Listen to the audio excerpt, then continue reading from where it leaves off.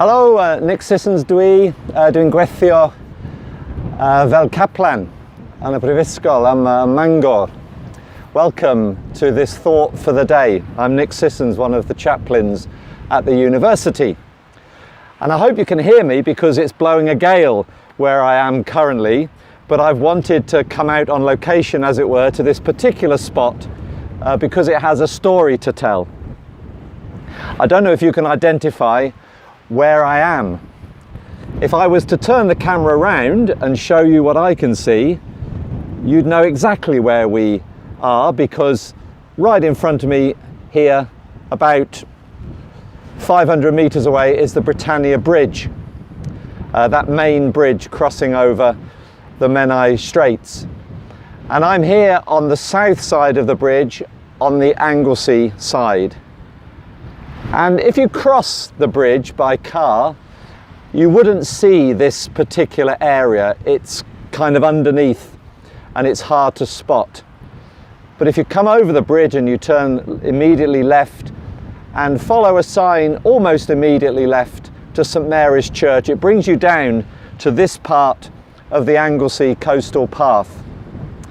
And as you can see behind me, there's an extremely large statue that is located here. And I want to begin by talking about this statue.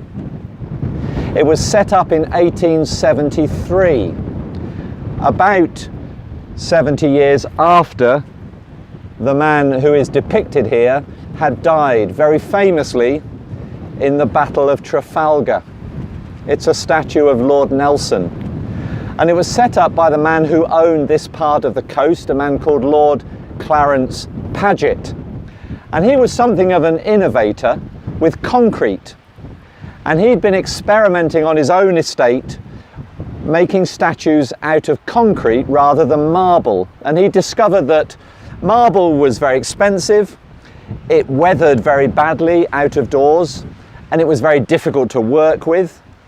Whereas cement in an iron frame was actually a very easy, cheap and durable way of making statues. And he experimented, and this is perhaps the greatest statue that he produced.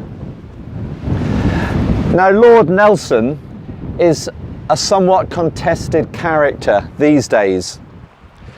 His reputation with women, his attitudes to slavery, the fact that he was so much tied up with colonial and imperial adventures of the British makes him a character that it's not easy in our modern day to fully approve of. But there is something that Nelson had which nobody can deny him, and that was that he had courage. Let me give you one example. In 1797, he launched a daring midnight raid on the port of Santa Cruz in Tenerife. It was a disaster. The Spanish knew they were coming, they were better prepared than the British thought, and they shot them to pieces. And in the course of that night's action, Nelson was shot in the upper arm with grape shot, kind of sort of ball bearings, if you like.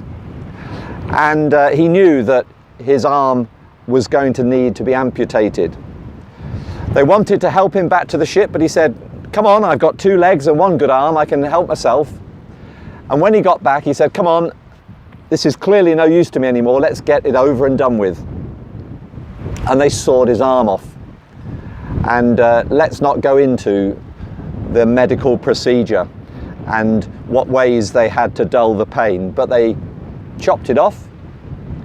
And within half an hour, he was issuing orders to his ship. And the following year, he was back in full command of one of his most famous victories of the Nile over the French fleet. This is a man who is remarkable in the courage that he showed and in what these days we call resilience. Whatever happened to him, he was someone who was able to bounce back from it. Now, I'm recording this towards the end of Mental Health Awareness Week, and we're very much aware these days of how important resilience is for each of us. We have to develop skills and strategies to help us bounce back from things that happen to us in life.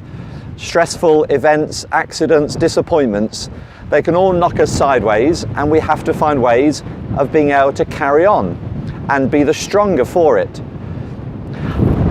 I'm not sure whether Nelson is a good role model, because I think he's rather at one extreme. But he certainly reminds us that we need courage, all of us, and we need to find ways of coping with the difficulties of life. And the theme of this year's Mental Health Awareness Week is loneliness. It's a major problem for all of us. Never have there been more people on the planet, never have more people been lonely. And we need to find ways to tackle that sense of loneliness that all of us have. In the Bible, and I'm a Christian, one of the very first things that God says to Adam, in fact the second thing he says, after he tells him not to eat that fruit, the second thing he says is it's not good for you to be alone. And we all know what that feels like if we really are lonely. So the Mental Health Foundation website will give you clues as to how you can look after your own loneliness and the loneliness of others. Some of you will have been queuing up this week to pat dogs who were brought onto campus to offer companionship and offer a calm, lovable animal that is going to be there and is wholly focused on making you happy, even if they're not conscious of what they're doing. And we realize, and it's in the Mental Health Foundation information, we realize that pets can be immensely helpful in easing that sense of loneliness, as can doing what I'm doing now, getting out into the open, getting close to nature, being involved in physical activity and doing things that stimulate you and that things you feel are worth doing. They all help. But I want to finish with one thought about what you can do to help other people who are lonely. There are 3 magical words that you can say to people, and they're not perhaps the ones that you're thinking of. Different 3 words. And the words are simply, how are you? Sudachi, Situati. How are you? If those words are said with real honesty and meaning, not throwaway lines when you meet someone, but words that say, I want seriously to ask how you are, and I want you to know that I'm here for you, that you can talk to me and that I will listen.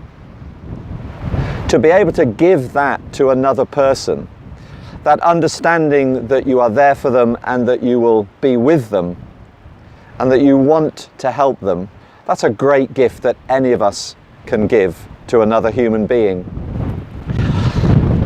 When this statue was first conceived, Lord Paget wanted to put a statue of Neptune here.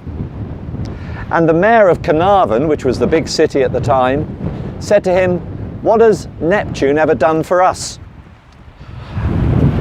Nelson is who should go there, he said.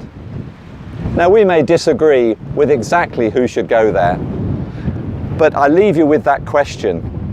When people say of you, "What have you ever done for us?" I hope you can answer, "I've been there for people who are lonely, and I've made them understand that if they want to talk to me, I'm ready to listen." I hope you have a wonderful day, whatever you're doing. Hulva, weladi.